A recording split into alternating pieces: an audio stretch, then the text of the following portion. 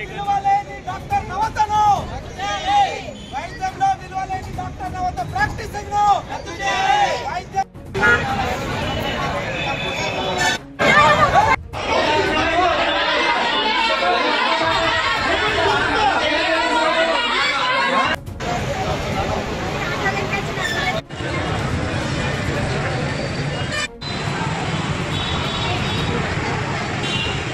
నమస్కారం.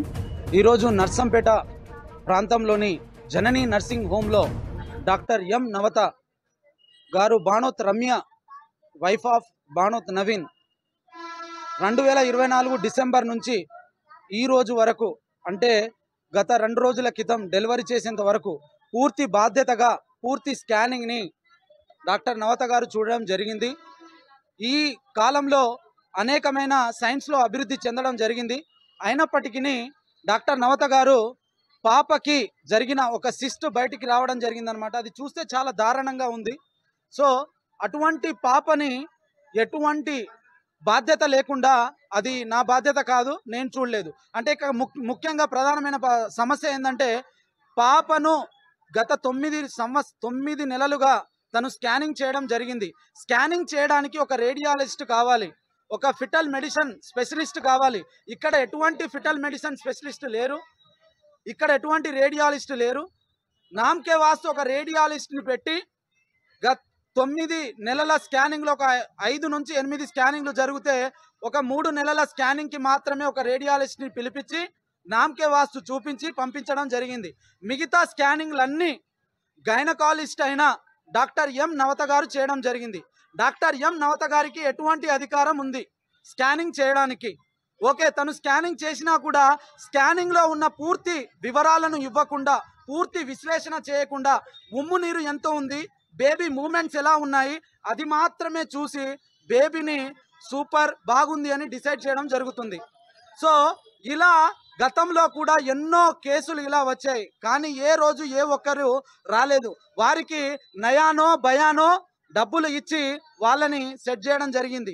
కానీ ఇప్పుడు ఈ సమస్య పాప చనిపోయే పరిస్థితిలో ఉంది కాబట్టి దీనికి డబ్బులు ఇస్తే వీళ్ళు ఒప్పుకోవటం లేదు అనే ఉద్దేశం మీద ఈ రోజు తను మాకు సమాధానం కూడా ఇవ్వట్లేదు. గౌరవనీయులైన ప్రెస్ వాళ్ళు కూడా వచ్చిన ఇర్రెస్పాన్సిబుల్, అదేవిధంగా గౌరవమైన పోలీస్ శాఖ వాళ్ళు అడిగినా కూడా ఇర్రెస్పాన్సిబుల్. మరి ఈమెకు ఎవరిచ్చారు ఇటువంటి అధికారము? ఈ నర్సంపేటలో ప్రతి ఒక్క హాస్పిటల్లో మీరు చూస్తే సరైన వసతి లేని హాస్పిటళ్లకు ఎలా పర్మిషన్ ఇచ్చారు గౌరవనీయులైన డిఎంహెచ్ఓ గారు? మీరు చాలా గొప్పవారు, ఇటువంటి డాక్టర్కి మీరు పర్మిషన్ ఇవ్వకూడదు.